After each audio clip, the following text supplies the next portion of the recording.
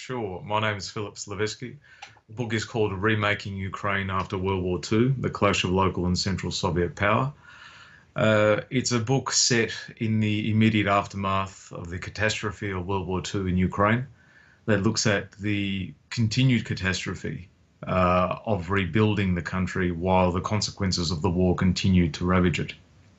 I didn't intend to write it. I was writing something else about 5 years ago. I was in Moscow in Ukraine, 2014, 2015, around the time of Maidan. I was looking at a general project of how the Soviet Union broadly managed its reconstruction in the immediate aftermath of the Second World War. I was interested in the famine in the western parts of the Soviet Union, 1946, 1947.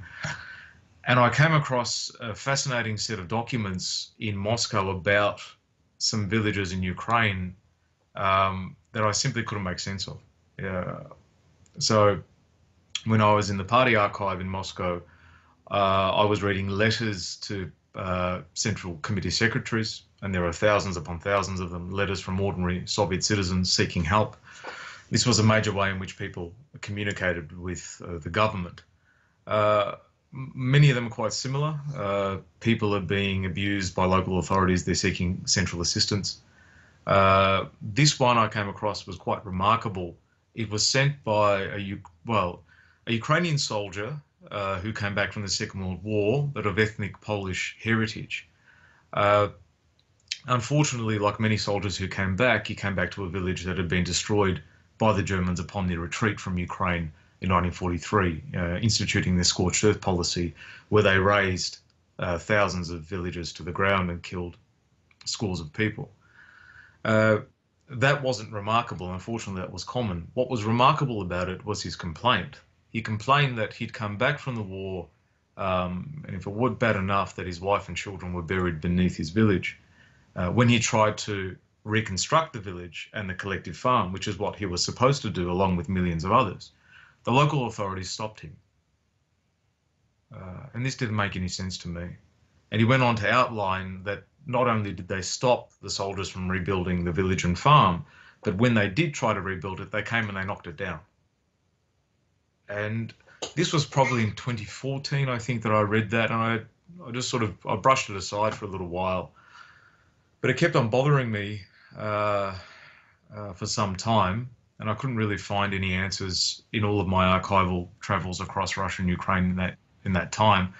So I went to that village in 2016. I found it in Ukraine. It's about 3 hours west from Kyiv by bus, train, and walk. It's still there. A few houses, few residents. And while I was there, I bumped into the nephew of the man who'd written the letter. And what started then was a strange, for me, investigation into very local history that turned out to be a much broader Ukrainian issue. What was happening in places like where I was, a village called Raska, just on the river Teterev. If you know a little bit about Ukraine's geography, it's on the border between the oblasts of Kiev and Zhytomyr. And what was happening was that local authorities during the war, like many others, had appropriated collective farms and villages, the land, and put it to other uses, mostly to feed local urban workforces or to produce agricultural products that they could sell on market for profit. After the war, it was generally understood that in 1946, particularly, there was a campaign by central authorities to recover all of this land, and that problem sort of was dealt with. What I found in this village and then across Ukraine was that local authorities were secretly continuing this practice well into the late 1940s. And they were doing so by deceit, and basically they were rebuilding their local areas by sequestering resources, land and food that had been earmarked for central economic purposes. So it was an old battle between central and local in Stalinism that was being played out in a very different way in the chaos of the continuation of the war, continuation of wartime conditions. And how they did it was absolutely fascinating. They doctored entire sets of documents that were in the archives. So I went back to Moscow and I read all of these documents about legitimate land transfers in Ukraine about collective farmland. And because I'd been to the place where it happened, I realized that they were forgeries. Uh, and so, strangely, being in this local place opened my eyes about sort of reinterpreting central sources. And so when I was going back and forth between Kiev and Moscow and between the regions in Ukraine and Moscow for about 4 or 5 years every year. And every time I went to one or the other, there was a new way of understanding the sources that came up. And that was a fascinating process. And so they were doctoring resources, and really interestingly, they were lying to their superiors at the Republican level, to Khrushchev personally. There's a fascinating part in the book where in 1948, there's a Kiev party plenum,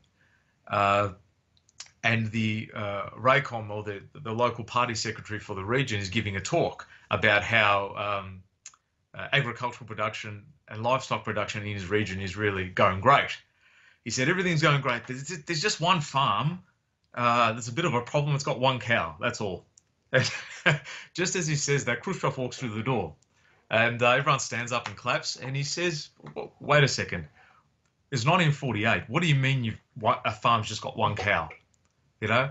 And the secretary says, well, the farm was destroyed in the war, and it's only just been reconstructed. Khrushchev says, it doesn't make any sense. We had many farms destroyed at the war. They were all reconstructed in 1945 and 1946. What happened here? And he said, there were no people there. He said, where's the people? He said, well, they'd gone to other rayons, and then they've come back. And strangely, this is all a lie, of course. And Khrushchev paused for a moment and he says, I don't know about the specifics of this situation, but that doesn't seem right to me. You know, where did they go? Did they go to Siberia? No. And he goes on to quite embarrass the Raycom secretary. And what became apparent to me later is that Khrushchev actually knew much about this specific situation, but he didn't let on in front of the 65 delegates because he'd been briefed about it specifically by his secretary about 3 months before that. So he knew exactly what was going on and decided to sort of play with the Raycom secretary in front of all these people. When he found out later about what was going on in this area, about how the local authorities were knocking down all the reconstruction, how they were harassing the people, how they were trying to arrest them and stealing their food, the central authorities intervened and allowed the place to reconstruct and gave them assistance. That would seem the end of the story. The fascinating thing is, though, is even though there were central commands from Kiev and then from Moscow to local authorities to fix the problem that they'd created, they didn't actually do anything about it. In fact, they continued along their way. So it becomes a much broader issue about how local authorities were able to do bad things and get away with it at a time when it would seem that Stalinism is at the zenith of its control. And it wasn't. Certainly not in the Ukrainian countryside. Strangely, what the war had done is that it had devolved central authority to the local level. So we have this image of, I think, of an all-powerful Soviet state during the war running it. It was far from the truth. The only way that the state could operate effectively was to devolve authority to the local level to organise their economies. Now, what happened, of course, was that this worked reasonably well. The decentralisation of control in non-occupied areas during the war worked reasonably well for people to organise their food, their supplies, and to supply the military. After the war, central authorities wanted to claw back everything they'd given away. And that's the context in which this conflict occurs. So there's an attempt by the centre to claw back what they'd given, and local authorities want to keep it because they've realised that those wartime practices were actually quite effective in allowing them to rebuild their local industries when they weren't getting much help from the centre in terms of resources. So in essence, the local authorities were doing exactly what they should have done under Stalinism. They were abusing rural people for urban ends, but of course they were taking first preference in that abuse away from the centre. That was the problem, you see.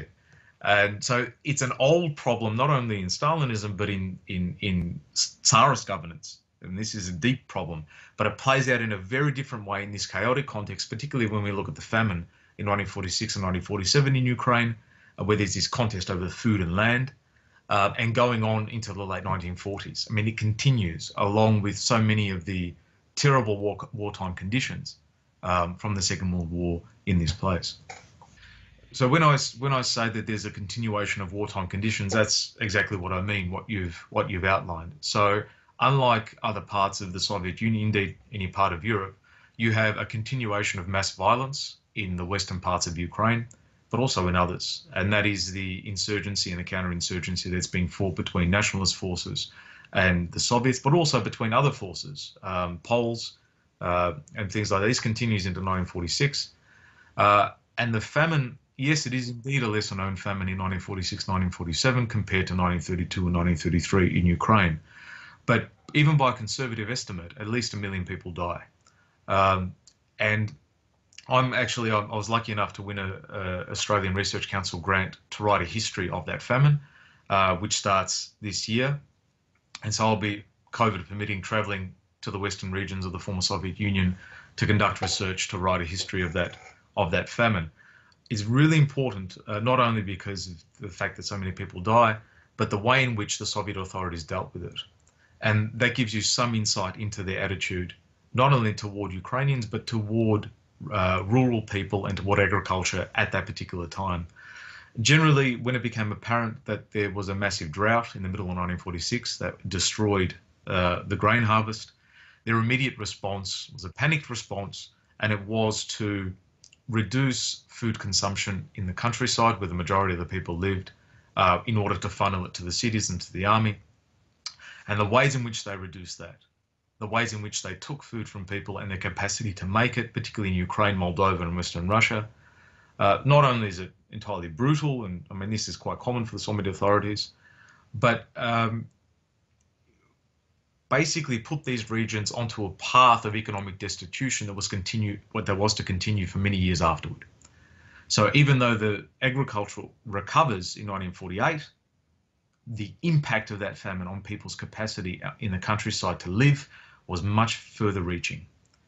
And that's what's in some ways so pernicious about the Soviet authorities' behavior in this period. Not only does it kill at least 1 million people, it helps to eviscerate the countryside for many years afterward, particularly in Ukraine. And those long-term consequences, we have little idea of how they played out. I touched on this a little in the book because the book, for the first few chapters, looks at the specific problem in the 40s and the early 50s. And then in the last chapter, it follows the trajectory of the consequences of everything that had occurred to the present day.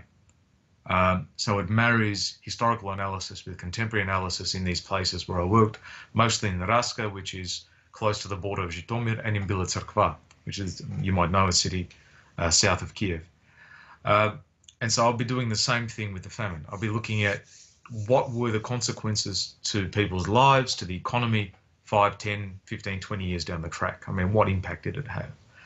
And that's a little bit strange for me because most of my previous works have been very focused on the particular historical period. I hadn't traced these consequences to the contemporary.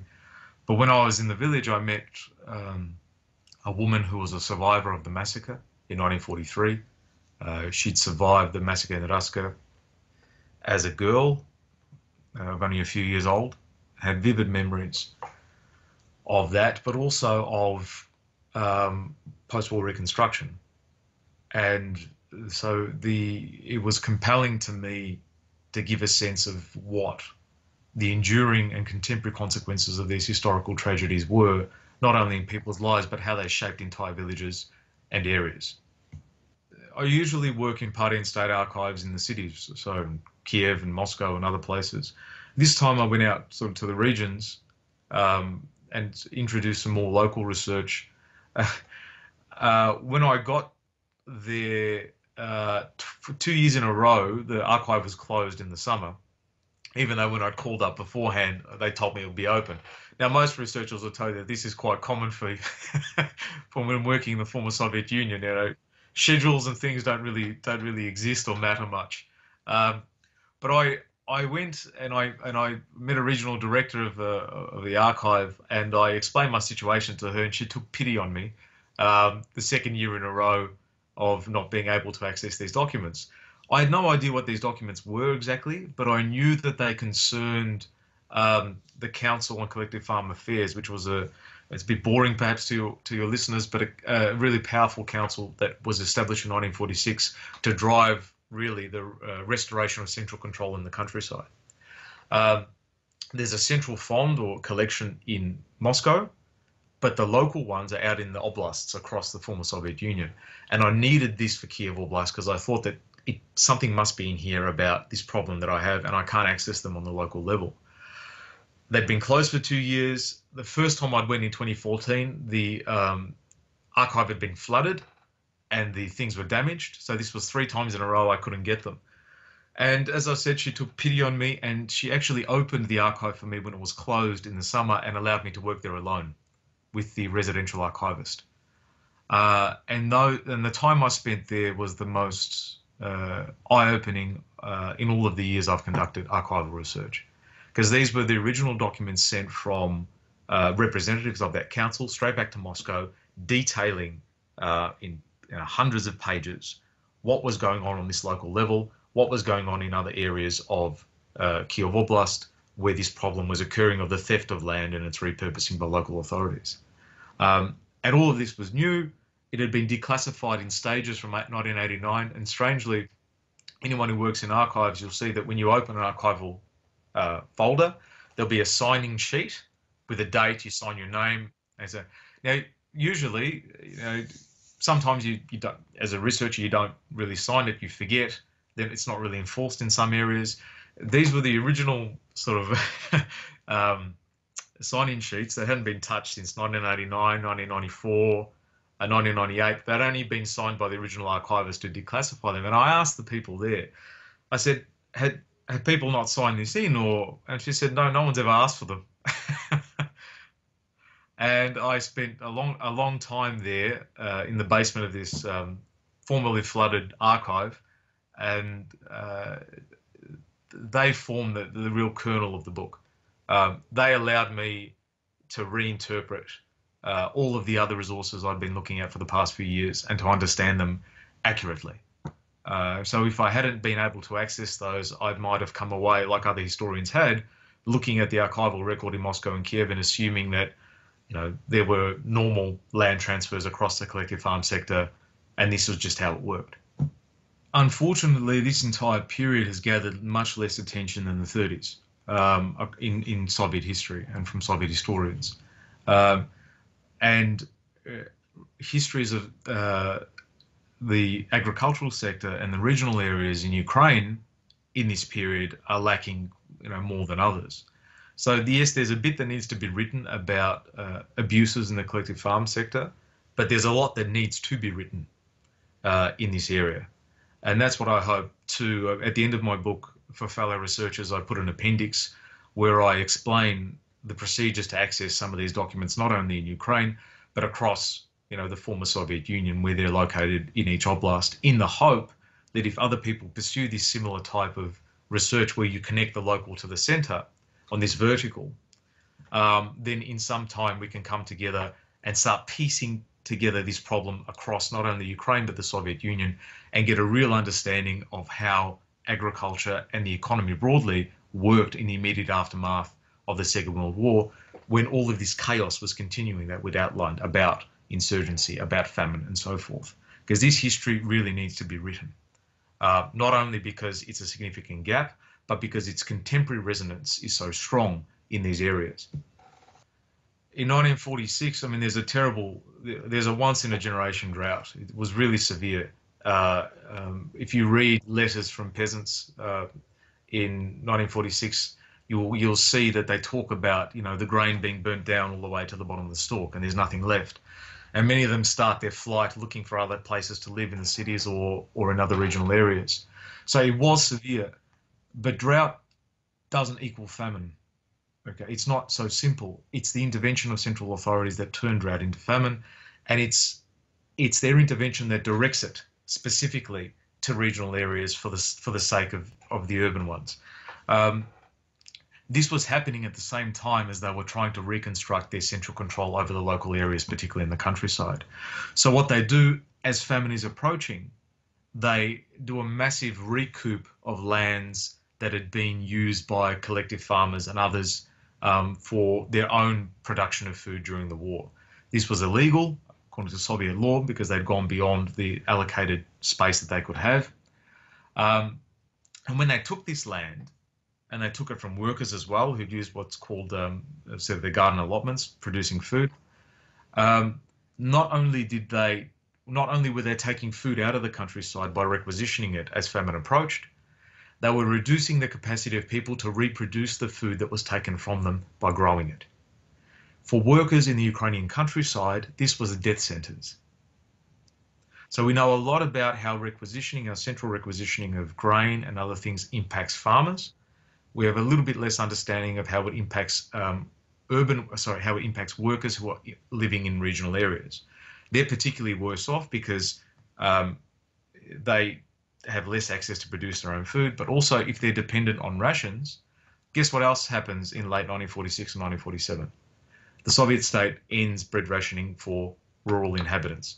Not for collective farmers who never got it, but for rural workers. So rural workers, about 2 million in Ukraine, that I'm dealing with, they have the land taken away from them and they have their rations taken away from them. How do they survive? We have little sense. And that's partly what this project will do. And again, it made complete sense from an economic perspective from the Soviet state, given their priorities. They were willing to let these people go for the sake of others. What's particularly, as I said, pernicious about this is not just what happens at the time, but how that impacts years down the track.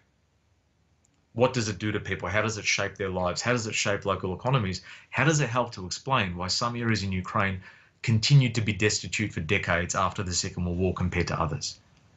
And that really interests me about how these policies at the time shape the historical geography of this country, not only decades later, but as we get on to the post-Soviet period and the problems we see today. It's really a connected story that needs to be told. Battles between central and local authorities are old issue, but it plays out in a different way. And that's often been a subject of good scholarly attention.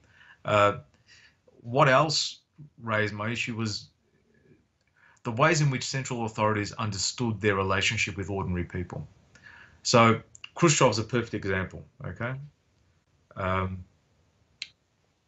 He liked to think of himself as an ally of ordinary folk who were being treated badly by local authorities, okay? So he'd intervene sporadically to help people when he got a letter or he got information. He'd threaten local party and state secretaries to say that if you don't deal with this peasant's problem, I'll come and fight. This was how he operated. What was surprising to me and saddening was that he operated that way in 1948 to save these villages from being treated badly, and there were numerous ones that I write about in the book. But of course, in 1950, he introduces a mass policy on the amalgamations of collective farms, that is turning small collective farms into mega collectives, and forsakes these villages that he'd saved in 1948 to the same fate which they'd avoided, to their destruction. And for me, that's a very good snapshot of not only Khrushchev's operation, but of sort of Stalinism in general. The ways in which there can appear to be sort of a benevolent, positive intervention, for the real salt of the earth, and then in the same breath, the broader policies of the Union destroy what's been saved. And that, for me, is a good metaphor for understanding the Soviet state's relationship with the peasantry at this time. There are many other things. Ethnic relations in Ukraine at this time are really important. We're talking about two sets of people. In Raska, it's ethnic Poles who'd been there since the 1800s. In Behaviour, it's ethnic Ukrainians. They were both treated equally badly by the authorities. And most of the people I spoke to in Ukraine, my colleagues, when I told them about this problem, the first thing they said to me was that the people in Raska, were they Poles? So they immediately assumed, yes, it's the ethnic discrimination. Remember, there's a problem with the Polish forces and Soviet forces, Ukrainian forces that are happening in the insurgency, and it made sense to them immediately. And I thought that might have been it. But the fact that ethnic Ukrainians in Bila Tserkva or around the outskirts were treated in the same way, if not more harshly, led me to believe that it wasn't really ethnicity that was the problem here. The problem was that you had farmers who were refusing to back down. They were refusing to be intimidated by the local authorities when they arrested them. They continued to fight for the reconstruction of their areas. And it was that impertinence that really bothered the authorities and encouraged them to take such terrible repressive measures against them. And, so it's a problem, yes, of a contest between local and central authorities. It's a contest between ordinary people and local authorities.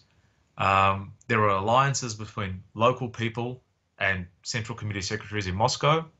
They knew exactly what was going on in this area. But of course, their intervention, as benevolent as it might seem at the time, is lost as their actual policies toward the countryside are implemented. And the people suffer terribly in the middle. So these are some of the other things that pop up, I think, as well as the long-term consequences of what happens in these areas. So you can follow from the 50s to the 60s, all the way through to the collapse of the Soviet Union, the ways in which these terrible things at the time had shaped the character of these places, had shaped how people interacted with their neighbours, had shaped their relationship to authorities, had shaped their economies. And yeah, I think I've done a bit of work in the book, but of course it scratches the surface of a much bigger problem that I hope others will continue to investigate.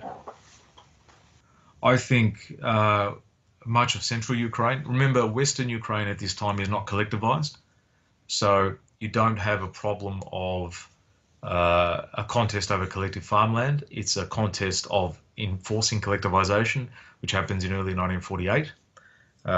So really, the Western Oblasts are out of the picture. We're looking at the east and the center of the country.